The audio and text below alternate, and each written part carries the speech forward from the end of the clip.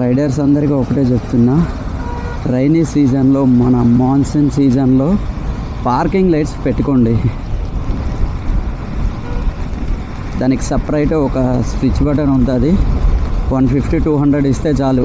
వేరే లైట్స్ ఏమైనా మనము ఎక్స్ట్రా ఫిట్టింగ్ చేయ అవసరం లేదు. మనకున్న లైట్స్నే ఒక్క స్విచ్ పెట్టుకుంటే, దాన్ని కనెక్షన్ పెట్టుకుంటే అయిపోతుంది పార్కింగ్ లైట్స్.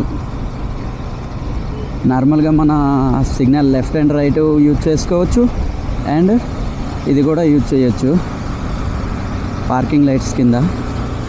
మనకు అవసరం వచ్చినప్పుడు పార్కింగ్ లైట్స్ ఆన్ చేయొచ్చు.